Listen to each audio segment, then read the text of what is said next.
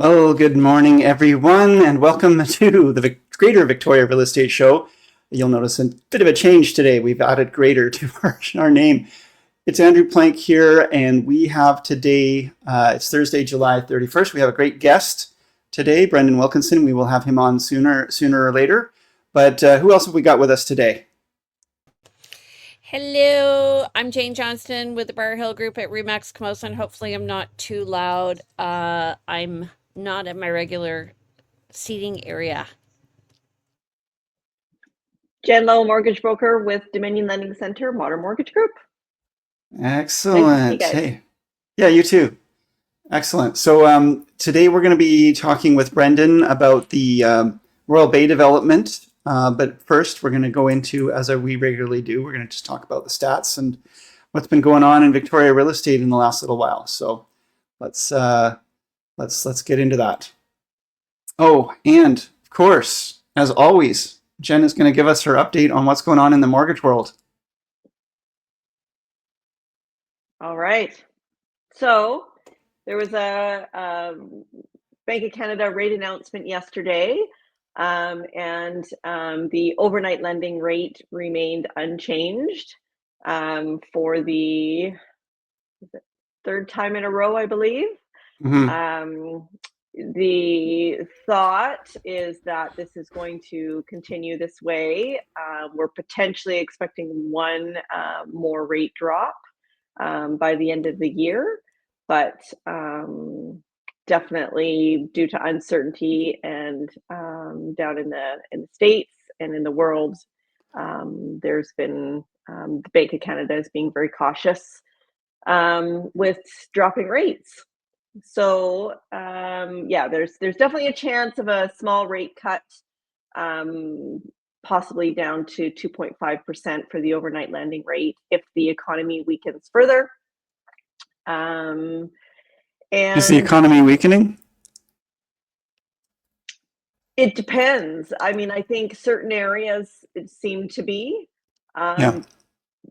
Real estate's definitely softened. It's been slower, but there is a rebound expected in the second half of 2025 is the current outlook by economists. That's the outlook. Okay.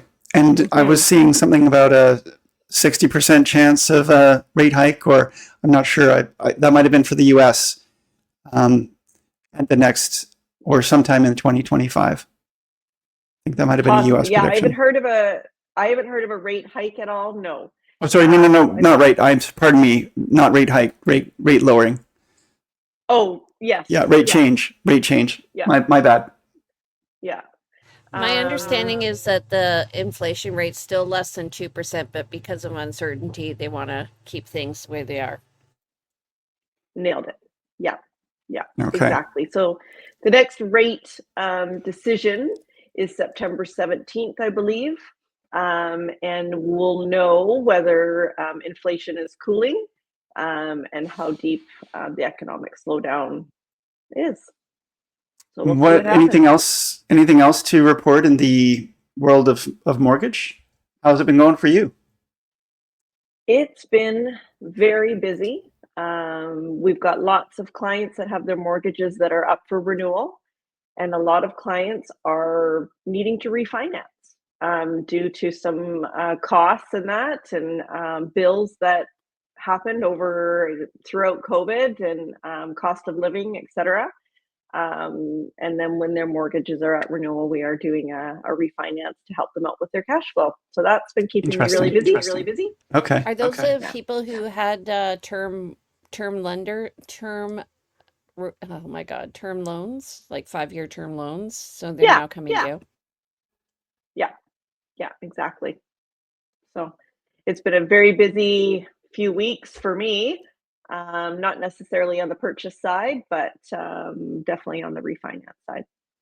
I think that's probably a really important thing for people to look at is if they have maxed out their credit cards and they're struggling, month to month to pay their bills, and they might actually be worthwhile doing the calculation of what it actually costs them. It's costing them in interest at such high rates from those credit cards versus the interest by incorporating it into your mortgage. even when you take the penalty hit, you can drop your monthly payments.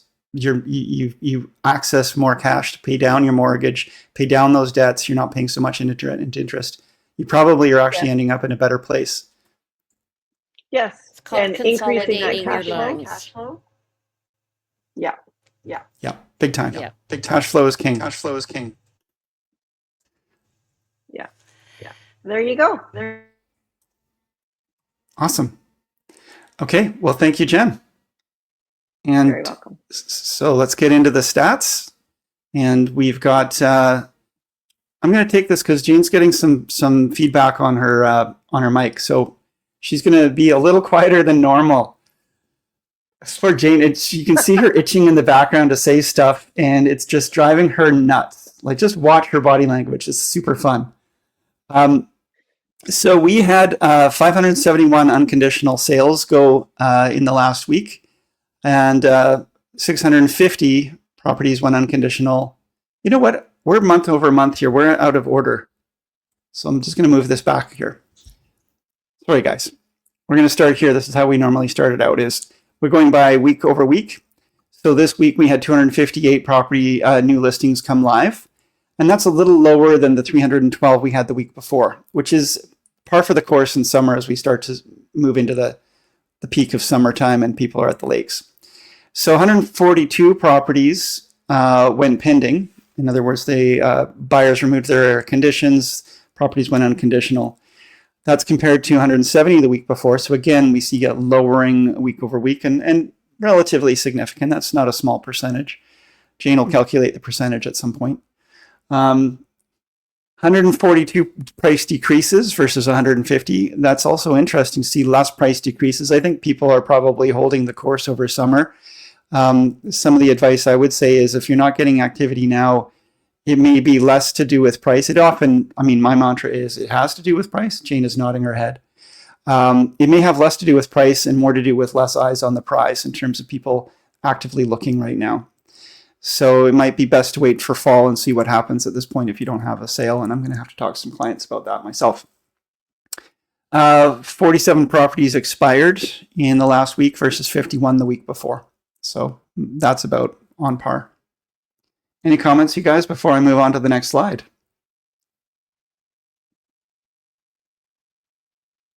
Jane is going to need to unmute. The pending and the price decreases are similar. So I don't know, I agree with you. I'm telling people, wait.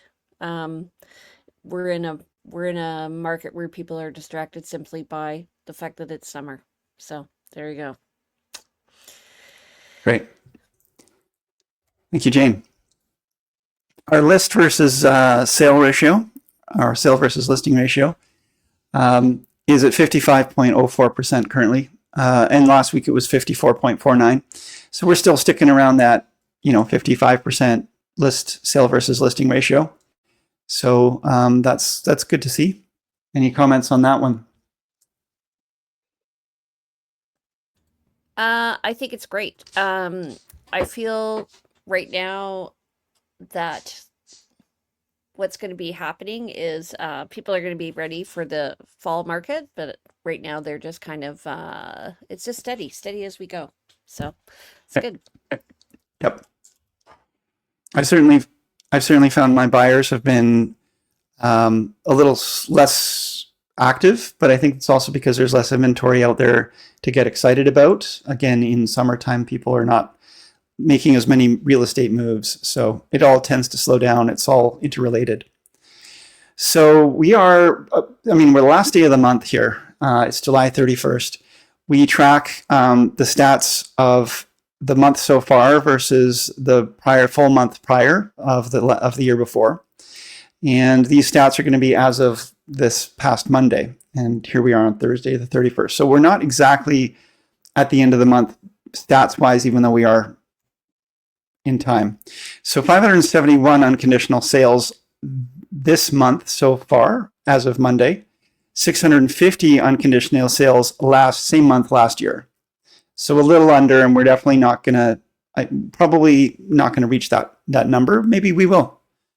Considering we had, Well, we had 142 pending in this last week, so maybe we actually are above or on par with that.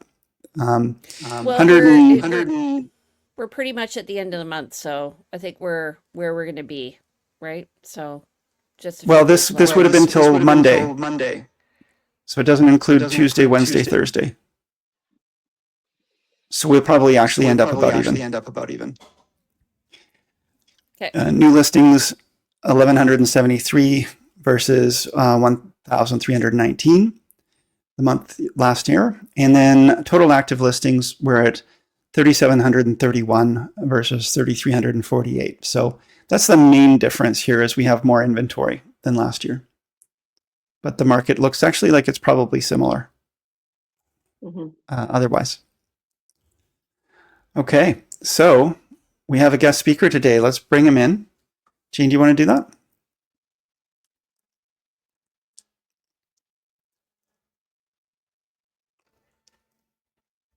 It's not me. There he is. Hey, Brendan, guys, welcome. Good. Thanks for having me on. So, folks, we've got Brendan Wilkinson here, and he is in charge there at Royal Bay, in charge of sales.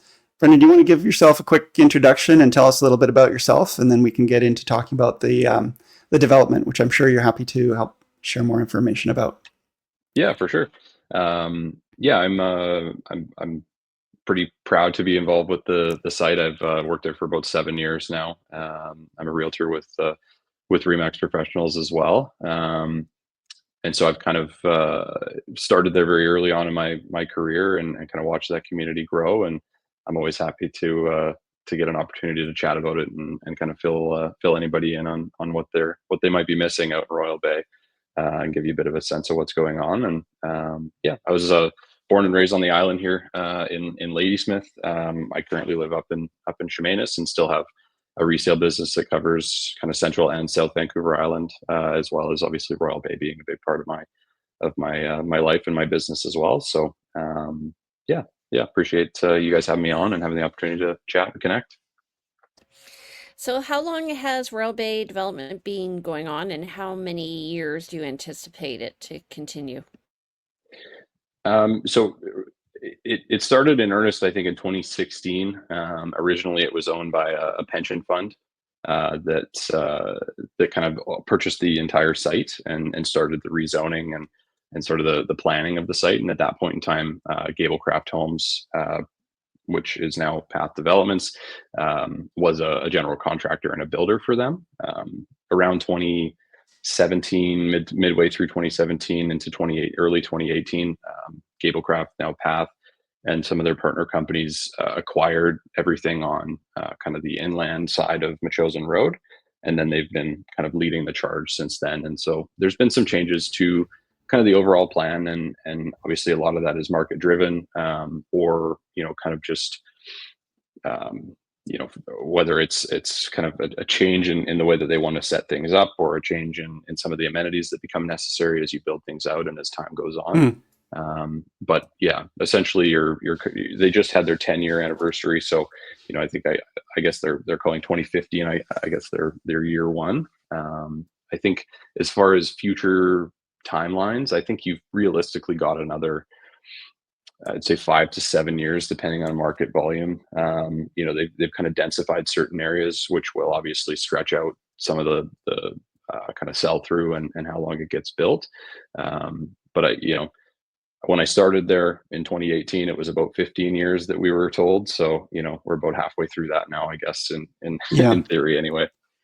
We've definitely seen, markets make a difference as the developer sells or doesn't sell, and we've seen the Royal Bay development build up. It's now matured into something I think that it's got school and residential and commercial and all of the amenities I think somebody's going to be looking for to draw them out there, and it's really become a development that a lot of people are talking about. I certainly have a lot of buyers who, and we recently did a transaction out there. Certainly had a lot of buyers who are asking about it and wanting to know about it. And I've sold or shown the resale units in there as well. Jen, did you have something you wanted to say?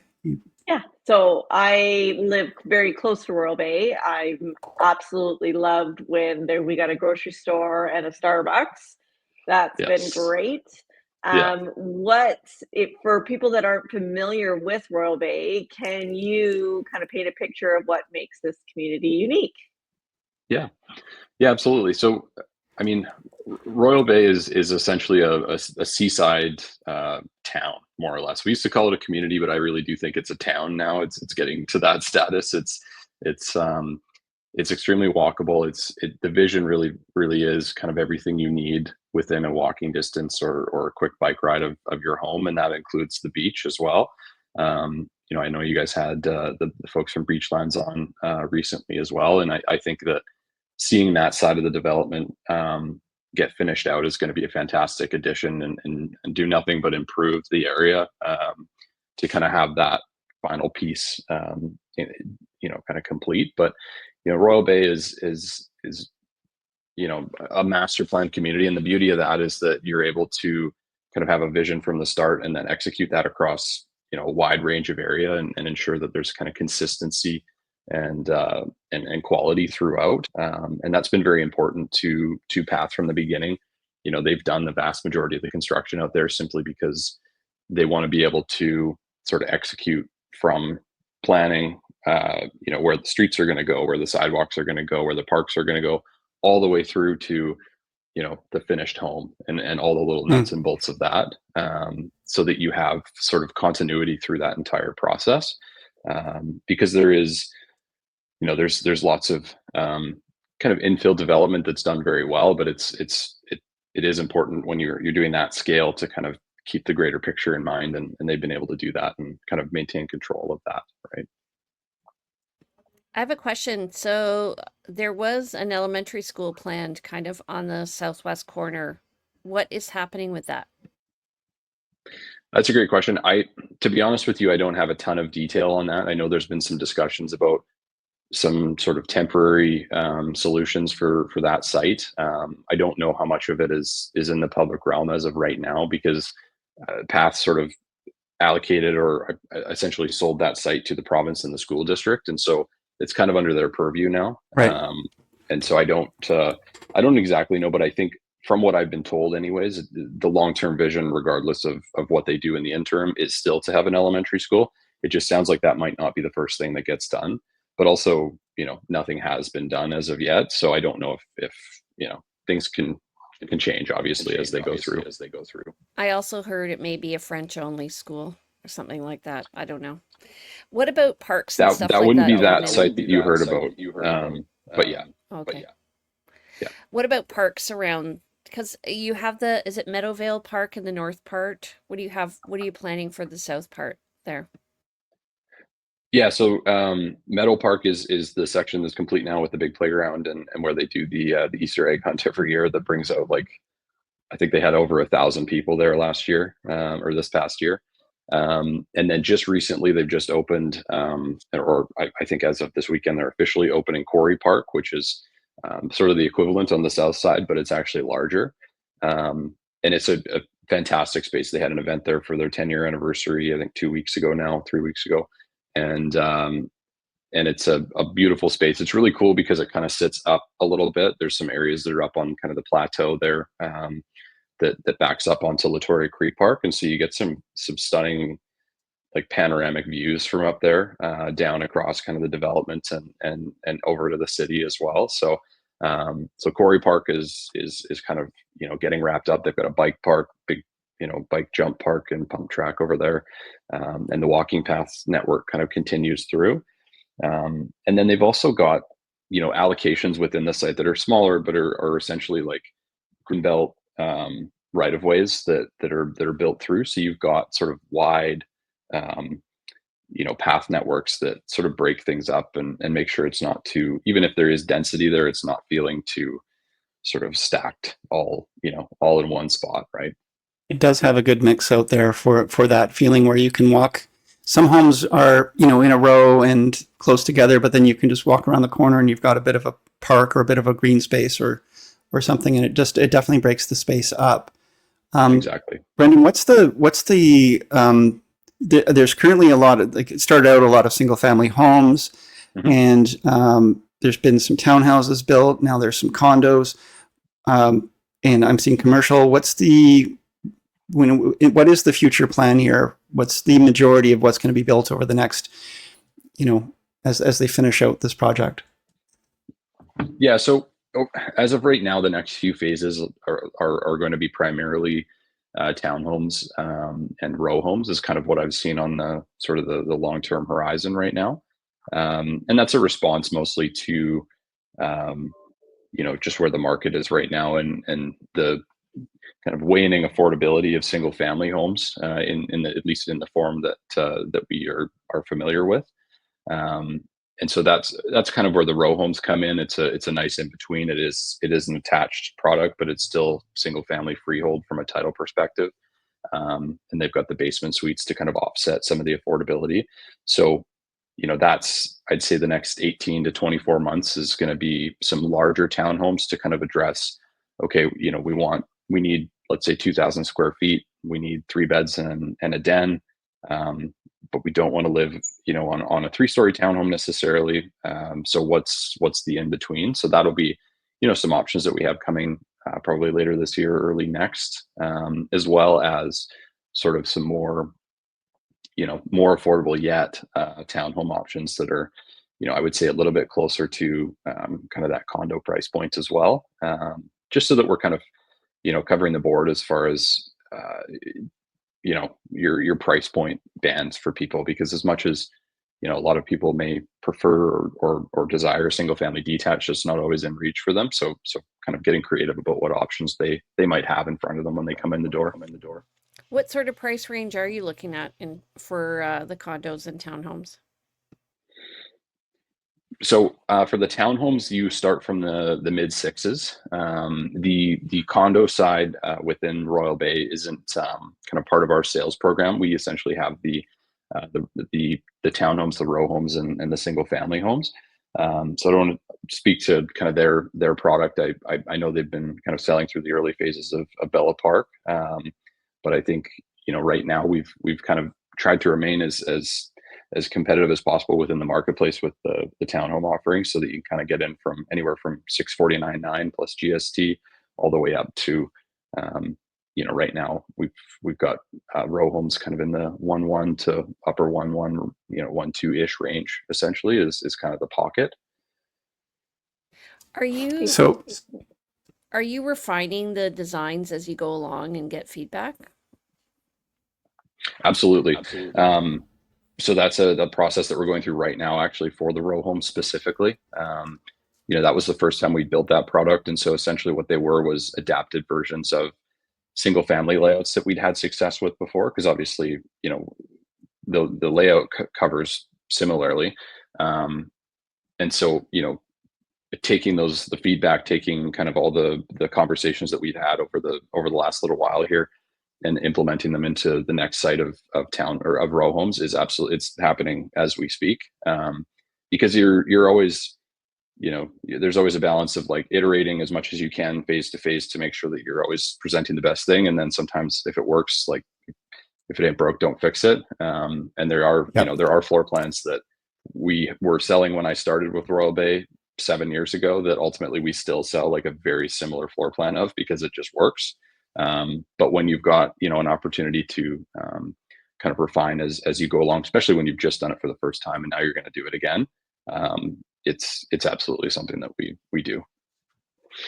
So you mentioned the condos, and I think it's good. It may be good for people listening to understand that. I mean, you did mention that this is really a town. It's going to, you consider it a town area, and it's getting built up. And Path may be the primary developer on the Royal Bay side, but there are other developers in the mix as well. Is that? And so you referenced that with the condos. Could you maybe speak a little bit to that of like, what are the other players? What are the other opportunities there as well? I mean, I want to just make sure that people have all of the information, and maybe compare and contrast a little bit. Absolutely. So the condos are still a path development. originally they were kind of launched as a development under the PCRE brand, which was kind of an ownership umbrella of Gablecraft. And so that when they unified the brand into Path Developments, that sort of became more clear. It is sold through kind of a different sales center and sales team, but it is essentially the same developer. Okay. As far as other builders within the site itself, it's been pretty limited as of late. There was sort of a pocket of land that Path had sold to third-party builders kind of at the tail end of the Meadows side of the development. And primarily Verity is the one that built those out, and sold them. And as of right now, I think there is a townhome site that Verity has underway, and I believe there's an abstract site over on that side as well. Oh, interesting. Okay. Doesn't but aside Path own Verity now? No. No. Oh, okay. That'd be great, but no. Okay. Okay, keep going. Yeah, so that's kind of the spread right now. Essentially, I think the only one selling in Royal Bay or getting close to selling right now is Verity. They've got a cul-de-sac kind of just right next to the one that we did that they're starting construction on pretty heavily right now. But there's not a ton of third-party builders. That's kind of the idea. Path has wanted to see things through from start to finish, and really the only scenarios where they'll sell land to third parties is just kind of if it if it works in their business plan, or B, if they just don't have a layout that works well for that specific section or a product type that's going to make sense kind of in their mix. Right. But by and large, they'll keep as much of it as they can so they can kind of build through. So Brendan, what are you most excited about that's upcoming? What's your favorite of the various construction types, and what opportunities would you say there are for people? Like, what should somebody who's looking to invest in the Royal Bay area get excited about, and really be with reaching out to you about? So I have a few answers to that. So as far as just generally, we've got the Quarry Villas. Those are single story patio homes that we had done previously that we're doing again, and that's a catered kind of downsizer. I don't want to say accessible, but it's single story, just so that if you're downsizing, it's kind of an age in place product. We're going to have a show home coming for that, I think, in the next probably month or so. That's a super compelling layout for folks that we see a ton of that. Sort of the let's say the kids bought in Royal Bay. Now there's grandkids, and now the grandparents want to come out and live in the community. That's sort of who that's for. And so we're going to have those ready kind of through the fall, winter of this year and into early next year. And we'll have a layout or a unit completed and staged up, I think, by probably early mid-September. So that's what I'm really excited about, because those are something that I find people tend to need to see in order to buy. So hopefully, and it's a rare product. It's actually rare to find it's getting harder and harder to find single story, accessible, aging in place products, and especially in areas that are actually walkable or accessible to other things. So do you have any sense of price point, or is it too early to really speak to that? Yeah, they're right around the base pricing is right around $1 million, because some of them started to get to a point in construction where we needed to allocate upgrades to them so that they could continue construction. Some of them have kind of ticked over that now, but you're right around kind of that $1 million mark, essentially. Okay. And so to answer sort of the second part of your question, as far as investment goes, there is that kind of smaller townhome option that I think, now that mortgage rates, at least every now and again on the fixed side have started to come back to the median. Some of the numbers are starting to square again for a pretty strong rental option, and I've seen lots of those bought over the years, that layout bought over the years, to kind of service that essentially. Thank you. You mentioned a suite in your townhomes. The row homes. The row homes. Yeah. The row homes. Okay. That sounds amazing. That's a great, unique product. 100%. And so those are another like a pretty dynamic rental option as well, because you can get one for around $1.2 million 25 roughly plus GST would be the smaller of the two. And you could, I mean, if you wanted to rent the basement out, or you could even buy it and rent it up and down. I've run the numbers and it's pretty strong for, a 3-bedroom home plus a 1-bedroom suite for, right around kind of $1,070,000 with GST. So there are some pretty unique kind of investment catered options if somebody's looking specifically because, because the community's not done yet, you're kind of getting, in theory anyways, some appreciation attached to just the community itself improving in amenity and kind of build out as time goes on. Hey, Brendan, if people want to come and meet with you and discuss this, they should be like bringing their realtor along with them, right? But when are you open? Absolutely. Yeah. So we encourage folks to touch base with their realtor and book an appointment with us, via their realtor a lot of the time. But, some people will pop out from time to time. We're open 12 to 4 every day but Friday. And it's not just me there. It's Bradley Steiku and Courtney Hall from Remax Camosun. That's kind of the team that you'll see as you come to site. So yeah, pop out. We're at 394 Tradewinds Avenue. 12 to 4 every day but Friday, and close most holiday Mondays, including this coming one. You can take some time off, and if you're commuting from Chemainus, then that's news to me. That's quite the commute, but good for you. Yeah, I just drew a circle of my coverage area and then just dropped a dot in the middle, and we landed here. So right on. Well, I'm upset that I wasn't able to really be that vocal today because my mic is messing up, but thank you for coming. I did have to twist your arm a few times, but I hope that you found the experience satisfactory. Absolutely. No, I appreciate you guys having me on, and who knows, maybe we'll link back up again soon. So thanks, Brendan. And folks, if you need any more information about Royal Bay Development, please reach out to Brendan. Reach out to us. We do represent buyers all the time for new construction, and it's always best to have your own representation. 100%. And but definitely the Royal Bay Development is something to pay attention to. So Brendan, if someone wants to reach out to you and has some questions, how do they do that? They can send us an email. We've got a kind of general email for the community, sales@royalbay.ca, or you can call or text me at the number on the screen there, and we'd be happy to help you out however we can. But yeah, absolutely. If you've got a realtor, talk to your realtor. Your realtor probably knows us, and we can link it up from there. Great. Okay, so folks who are listening in and not on video, Brendan's cell phone number is 250-713-7770. And as he said, it's sales@royalbay.ca is the best way to reach the sales center. Okay, so Jen, thanks for coming in, Brendan. Nice to see you again. Thank you. See you later. Take care. Bye-bye. All right, you guys, how do we reach you?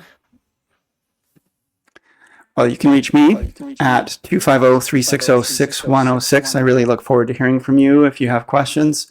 I'm emailable at info@andrewplank.com, and you can check out the website andrewplank.com as well as the team website realvibe.ca. That's realvibe.ca. Jen. I am at Dominion Lending Center's Modern Mortgage Group. My cell number is 250-217-4925. Email is jen@jenlowe.ca, and website is jenlowe.ca. And sorry for all the flipping here. Jane Johnston with the Briar Hill Group. It's been a challenging morning. You can reach me at 250-744-0775, jane@briarhillgroup.com, or you can visit me on my website at briarhillgroup.com. And don't forget to follow me on Instagram at realtyteacher_remax_Victoria. All right, you guys, it's a busy day, but we're always here on Thursday mornings at 9:30, so please feel free to join us. Take care, and we'll see you next week for our monthly market update. Bye, guys. Thanks, everyone. Bye, everyone. Bye now. Bye.